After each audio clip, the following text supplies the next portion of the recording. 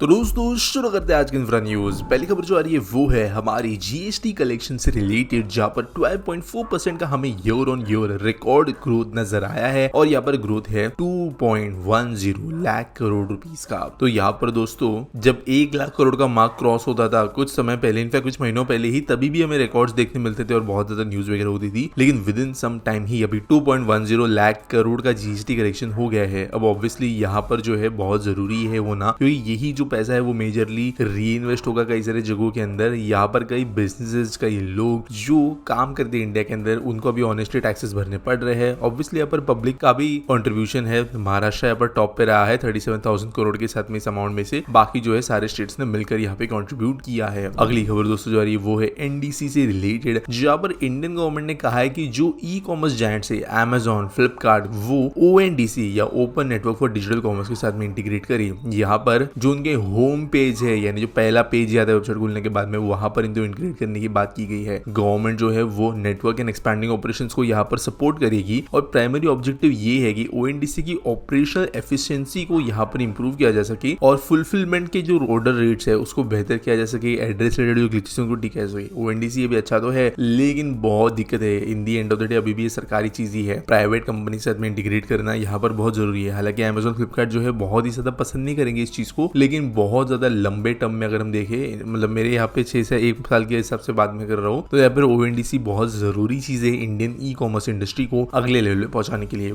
अगली खबर दोस्तों जो आ रही है वो है मिनिस्ट्री ऑफ रेलवे से रिलेटेड, जहां पर 200 से ज्यादा गति शक्ति कार्गो टर्मिनल्स कॉर्पोरेट हाउसेस के द्वारा बनाए जाने वाले, ऐसा कहा गया है। और कई फ्रेट ऑपरेटर्स जो है वो रेलवे सप्लाई चेन को इंप्रूव करने के लिए यहाँ पर करेंगे और यहाँ पर बेसिकली रिस्पॉन्सेस रिसीव हुए हैं। अब दोस्तों 200 टर्मिनल्स बनाने के लिए 12,000 से 14,000 करोड़ के प्राइवेट इन्वेस्टमेंट की जरूरत पड़ेगी और यहाँ पर गवर्नमेंट कोऑर्डिनेट करते हुए प्राइवेट इंडस्ट्री के साथ इनको बनाएगी। अब दोस्तों जो लोग नहीं जानते अब ये क्या होता है गतिशक्ति कार्गो टर्मिनल, तो अभी हमारे देश में डेडिकेटेड फ्रेट कॉरिडोर्स बन रहे हैं। कई जगहों पे जो है हमें देखने के लिए मिल रहा है कि बहुत ज्यादा फ्रेट लोडिंग अनलोडिंग होती है, फैक्ट्रीज वगैरह है। तो यहाँ पर ही कंटेनर्स हो या कोई बल्क कार्गो हो, उसकी सॉर्टिंग हो गई, लोडिंग हो गई, ट्रेन के अंदर चेंजेस हो गए, ये सब चीजें की जाती है ऐसे टर्मिनल्स में। यहाँ पर स्टोरेज, गोडाउन, आगे की ट्रांसपोर्ट फैसिलिटीज भी मौजूद होती है। ये बनाना बहुत जरूरी है और यही जो है प्राइवेट कंपनी से मिलकर गवर्नमेंट करने वाली है। अगली खबर दोस्तों जो आ रही है वो है हमारे कोयला ट्रांसपोर्टेशन से रिलेटेड, जहां पर गवर्नमेंट ने ये डिसाइड किया है कि कोयले के जो भंडार है उसके बगल में ही वो सेटअप करेंगे 6 मेगा पावर प्लांट्स, जिनकी कैपेसिटी जो है टोटल 30 गीगावाट की होगी या पर प्लांट जो है वो अराउंड 5000 मेगावाट की होगी। ये प्लांट्स छत्तीसगढ़, उड़ीसा, झारखंड में मौजूद होंगे। अब गवर्नमेंट ने कर क्यों रही है दोस्तों, अभी जहां पे कोयला निकलता है वहां से प्लांट तक ले जाने के लिए गवर्नमेंट को बहुत दिक्कतें फेस करनी पड़ती है। फ्री ट्रेन ही इसका मेन साधन है, लेकिन यहाँ पर जब गर्मियों का सीजन आ जाता है हर साल, तो डिमांड बढ़ जाती है। यहाँ पे जो है पैसेंजर ट्रेन की भी संख्या ज्यादा होती है, इसके अंदर फ्रेट ट्रेन भी होती है, तो फ्रेट ट्रेन को प्रायोरिटी देनी पड़ती है, वरना कोयला खत्म हो जाएगा पावर प्लांट के अंदर और पैसेंजर ट्रेन 12-13 घंटे डिले होती है, रिस्क बढ़ जाता है, कई चीज ऐसी है। इसको देखते हुए गवर्नमेंट ने डिसाइड किया कि वो जॉइंट वेंचर्स बनाएंगे स्टेट ओन्ड कोल कंपनीज के साथ में और यहाँ पर जो खदानें हैं उनके बगल में ही प्लांट्स को सेटअप किया जाएगा। अगली खबर दोस्तों जो आ रही है वो है हमारे सेमीकंडक्टर मिशन से रिलेटेड, जहाँ पर एक $multi-billion चिप पैकेज जो है वो गवर्नमेंट प्लान कर रही है। तो 76,000 करोड़ का प्लान जो है वो दिसंबर 2021 में अनाउंस हो गया था, इसके बारे में हम सब जानते हैं। और जो पूरा का पूरा पैसा है वो तकरीबन इस्तेमाल हो चुका है। अब आप जानते हो माइक्रोन का प्लांट हो गया, डोलेरा का प्लांट हो गया, टाटा का प्लांट हो गया, ये सब चीजें जो है इसके अंतर्गत बन रही है। अब जो आगे का पैसा है वो गवर्नमेंट अब अनाउंस करेगी, यानी एडिशनल इन्वेस्टमेंट के अंदर होगी और जो न्यू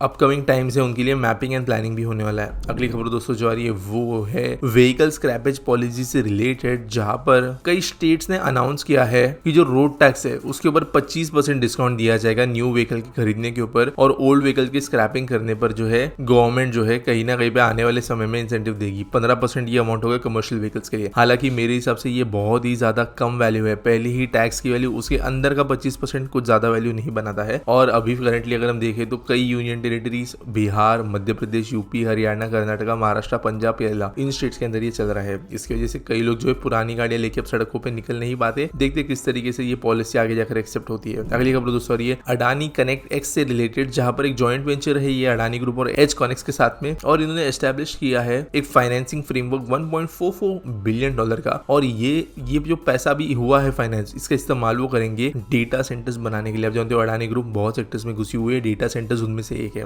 इसकी वजह से ये पैसा आना जरूरी था और अब ये इस्तेमाल किया जाएगा। अगली दोस्तों जो खबर आ रही है वो है Chennai unified metropolitan transport authority या CUMTA से रिलेटेड, जिन्होंने कहा है कि वे कॉम्प्रिहेंसिव मोबिलिटी प्लान रिलीज करेंगे एक्सपांडेड चेन्नई मेट्रोपॉलिटन एरिया के लिए। तो बेसिकली यहाँ पर ये जो मेट्रोपॉलिटन बॉडी अथॉरिटीज होती है ट्रांसपोर्ट देखने वाली, ये आने वाले 30-40 साल के हिसाब से प्लान्स बनाती है और जैसे जैसे मेट्रो अनाउंस होती है वो इसी प्लान के हिसाब से होती है। तो इसको बनाने के लिए ऑब्वियसली सर्विस की जरूरत है, शहर अब कैसे एक्सपांड होगा वो देखने की जरूरत है, कौन से एरियाज को नीड रहेगी ये देखने की जरूरत है और अकॉर्डिंगली यहाँ पर चीजों स्टडी किया जाने वाला है। Land pattern, mode of transportation सब कुछ देखा जाएगा। वैसे दिल्ली, मुंबई कई शहर ये करते हैं, यहाँ पर अब चेन्नई भी कर रहा है। आज के आस्पिटी सॉल्व के बारे में बात करें तो अरिंदम सरकार पूछते हैं why government can't make online grievance submitting portal for those people who causes the main reason of accident on the road violating traffic rule just like Dubai. तो देखो यार, यहाँ पर ना ऐसा नहीं है कि हमारे देश के अंदर ऐसा कोई पोर्टल नहीं है। For example Mumbai police app वगैरह है जिसके अंदर अगर आप ट्रैफिक वायलेशन रिपोर्ट करते हो तो मोस्टली कार्रवाई जो है उनके ऊपर चालान वगैरह इशू हो जाता है। अब हालांकि नितिन गडकरी जी मल्टीपल टाइम से बोल चुके कि वो ऐसे एक सिस्टम चाहते हैं जहाँ पर कार्रवाई करने वाले को अगर हम सबमिट करें तो उसके ऊपर कार्रवाई होगी और फाइन का आधा पैसा जो है वो गवर्नमेंट आपको देगी वगैरह वगैरह। लेकिन हमारे देश के अंदर डेमोक्रेटिकली ये चीजें अगर करने को जाए तो कई लोग इसका विरोध करेंगे क्योंकि जब चीजें उल्टे घूम के उनकी तरफ में आती है तो उनको बड़ा बुरा लगता है। इसके बारे में आगे की बात करें तो देखो, ऐसे पोर्टल जनरली जो है बाबूस के द्वारा बनाए जाते हैं तो उनके ऊपर कोई अटेंशन देता नहीं। फॉर एग्जाम्पल अगर आप सिमिलरली मुंबई पुलिस का ऐप अच्छा है लेकिन वहीं पर अगर आप उनका ट्विटर देख लो, कुछ भी लिख के उनको टैग कर दो, बस बोल देते लोकेशन बता दो। मतलब आप उसके ऊपर कोई जोक लिख के भी अगर सिर्फ उनको टैग कर दो तो बता देते कि लोकेशन बता दीजिए, हम इंसान को भेजते। तो ऐसे हरकतें भी की जाती है ऑनलाइन सिस्टम्स के साथ में, गवर्नमेंटल ऑफिसर्स के साथ। तो यहाँ पर ये सिस्टम जो है कहीं ना कहीं भी इंप्लीमेंट करना बहुत मुश्किल है। मेरे हिसाब से ऑनलाइन ग्रीवेंस तब काम करेगा जब कोई ना कोई पे ऐसा सिस्टम होगा जहां पर जो फाइन्स दी जा रही है वो कलेक्ट करना बहुत एफिशिएंट हो। इसका मतलब क्या है? फॉर एग्जांपल अब जो है विलिंगली फाइन भरनी पड़ती है या कुछ महीनों बाद में कोर्ट की नोटिस वगैरह आती है, इसके बदले में जो है गवर्नमेंट जैसे फास्टैग जो है बैंक से कनेक्टेड है वैसे कोई सिस्टम बना सकता है। और सिर्फ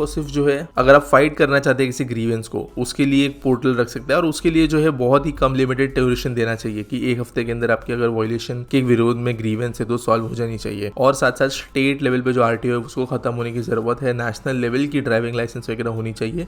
स्टेट जो है इन चीजों को बहुत करप्ट करता है। उम्मीद करता हूं आपको सवाल का जवाब मिल गया होगा। आपके पास कोई सवाल है आप कमेंट सेक्शन में मुझे पूछ सकती हो। अगर आपके पास कोई न्यूज सबमिट करने के लिए है तो आपको डिस्क्रिप्शन में एक लिंक मिल जाएगी उसे सबमिट करने के लिए। मिलेंगे अगले वीडियो में।